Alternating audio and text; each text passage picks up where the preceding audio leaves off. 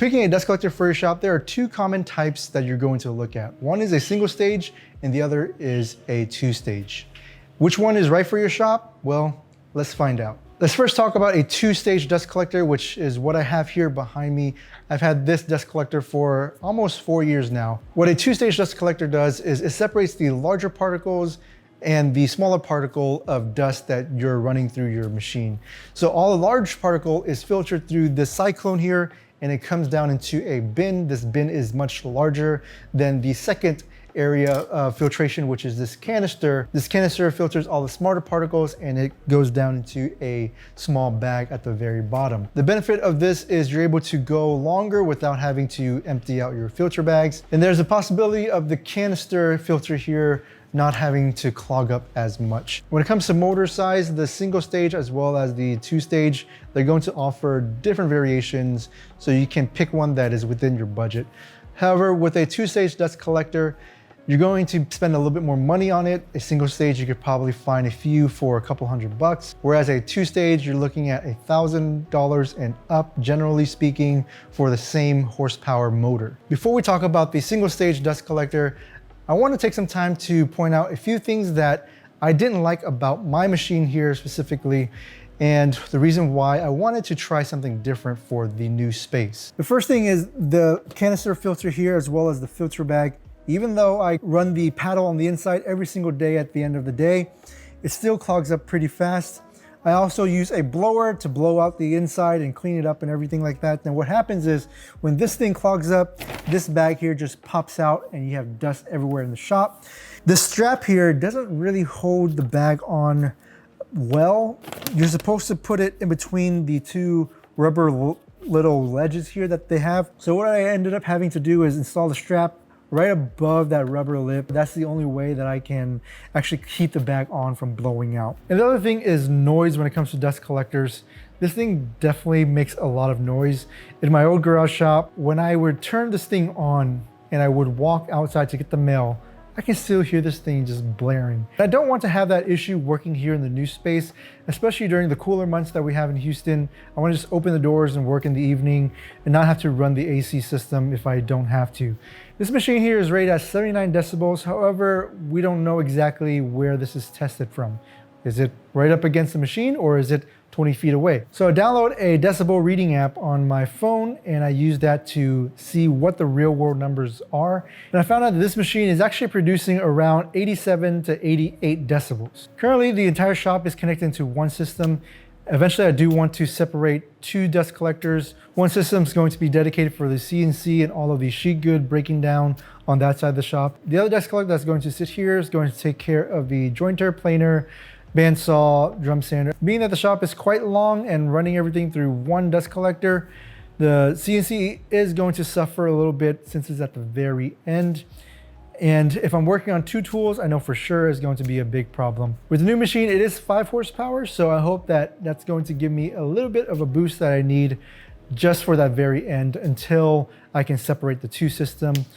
Let me show you what I got. This is the X-Flux 5 from Laguna. It is a single stage dust collector with 5 horsepowers, and it's all built in this huge box here. Since it is a single stage dust collector, the downside is I do have to clean out my dust collection bin quite often. However, with my two-stage dust collector that I currently have, I'm still emptying that thing out once every 2 to 3 days. The drum capacity on this is 39 gallons. With a two-stage dust collector, it does come with a 55-gallon drum. If you've ever removed that drum when it's full, you know it's nearly impossible because it gets super heavy. And at 2 or 3 days, it's usually about half full if I'm working full-time in this shop.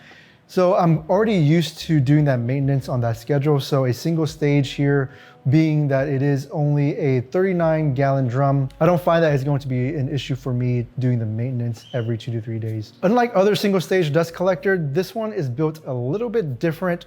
So let's open this up and see what's going on inside. With traditional single stage dust collector, you have the intake aligned with the impeller. Traditionally, what would happen is the particles will come through the intake, through the impeller, and the air will push up through the filter, and all of the larger particles would fall down into the filter bag, with the finer particles kind of caking up the filter here. However, with the X-Flux 5, the impeller actually sits at the very top. What happens here is the motor runs on top, it spins the impeller sucks air through the dust port here. You're not having all those large particles come through and damage the impeller. That prolongs the life of the impeller, which is oftentimes the issue with traditional single stage dust collector. That impeller does get damaged. And because of the differences compared to a traditional single stage design, Laguna refers to this as a negative pressure type of design. Since the impeller is at the top, it's actually sucking air through this chamber. When I close the front panel with the machine on, I actually can't even open it because of that negative pressure. And because the impeller is located at the top, you don't have to worry about things like large chunks of wood or maybe a piece of metal that you might accidentally suck into the dust collection system. And that metal piece could actually strike the impeller and potentially cause a spark and eventually a fire. And I really appreciate that thought of safety, especially if I want to do this long term. I invested so much money into the shop. I don't want to lose it because of a fire. So definitely appreciate that. This filter here is HEPA rated, so you know the air quality and the filtration quality of this machine is going to be top notch. The material that is made out of is very durable. The really cool thing about this canister filter here is there's a motor that will run the fins on the inside every 3 minutes. That way your efficiency as you're working throughout the day will be maintained. It's great that they've addressed that in the engineering. I'm interested to see how that works out long term. The other cool feature that I appreciate Laguna addressing is sound. Because everything is contained in this box, is going to dampen the sound a little bit. And the other thing is the motor on top here actually has foam lining around the entire box to dampen that sound even further. Once I get this thing installed, I'm going to run the same test for sound as well as to see how well it's moving air at the very end of my dust collection run. I needed to install about an additional 20 feet of pipe to the other side of the shop. For my entire shop, I used SDR35 with 6-inch pipe for the main line and then 4-inch drop to some flex hose. I tried to keep the flex hose to a minimum, which helps with the overall performance. I'm hanging the pipes using plastic straps that are secured to the wood boards that I installed for my lights. I added a few straps per 10-foot run of pipe for safe measure. At the end of this run, I have a 4x6 Y that will eventually drop down to my miter station. The other end of the Y will reduce down to a 4-inch pipe and connect to my CNC. Once I got the line extended, I can move out the old dust collector and drag the new one into place.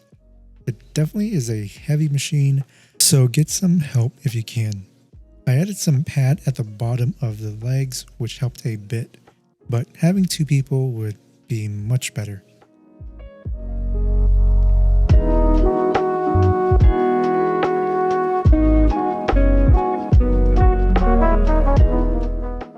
With the dust collector in place, the last thing to do is connect the 8-inch flex hose to the machine. Okay, so, oh boy.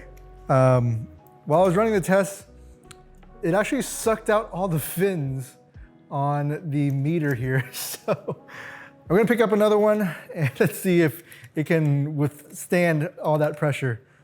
Okay, so I got the new one and this is exactly what it's supposed to look like. All the fins are there. I'm going to run the test again, getting the reading from the furthest end of my dust collection run. I was able to get the readings for the 2-stage dust collector before installing the single stage. This is the reading at the furthest end with all the ports closed. The test was quite interesting. My meter actually couldn't read the first test, which is the furthest port open. And I saw it bumping around 9,000, so I'm just gonna leave it at 9,000. However, the meter kept giving me a high reading. So I'm going to put it at around like 9,000 just to be conservative. The second test, I opened up a 6-inch port, which drops down to a 5-inch flexible hose that connects to my jointer. And then I took the reading from the furthest end. The third test, I closed that 6-inch port and then opened up a 4-inch port that connects to my planer. And then I took the measurement from the furthest end. And then the last test, I simulated more of a realistic scenario in the shop. I might have the CNC running and maybe I'm working on the planer while Andy might be working on the router table. So I opened up two 4-inch ports, and then I took a test at the furthest end, which would be here at the CNC. And for fun, I wanted to open up all the blast gates just to see what the numbers look like. To convert all of this into usable numbers, which is CFM, I'm going to have a little thingy down here on the screen. That way we can compare the numbers from the 2-stage 3 horsepower dust collector to now the 5 horsepower single stage dust collector. The last test I'll run is the noise level. The previous 2-stage dust collector ran about almost 90 decibel level, about like 88, somewhere around there, 89. For the first test on this machine, I took the reading about 1 feet away, and then I took a second reading at about 5 to 6 feet away where I typically would do most of my work. Considering that this is a 5 horsepower motor, with all the padding, it brought the noise level down about close to 10 decibels. So I'm not gonna say you can't work without hearing protection. The other thing that I noticed about the noise is it's not as a high blaring sound as the 2-stage dust collector. I think the padding definitely dampens that sound to a much lower hum. I don't know if I can capture that on camera, but the tone is much deeper, and for me, it sounds a little bit better. The right machine for your shop is going to depend heavily on how much work you're going to produce. If you're more of a production shop, you're cranking out a lot of projects every single week, I'll say a 2-stage with that larger drum capacity is going to give you a little bit more time between changing out that drum.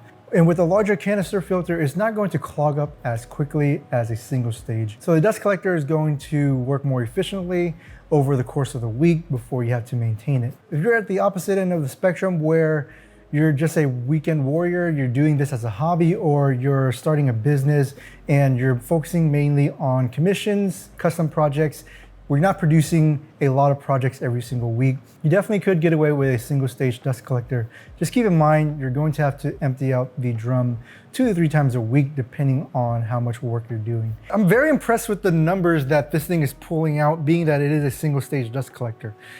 That 5 horsepower motor definitely has given me that boost that I need for the CNC all the way at the very end.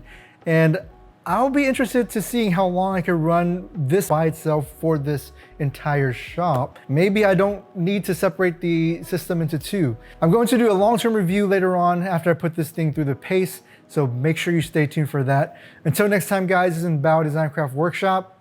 See ya.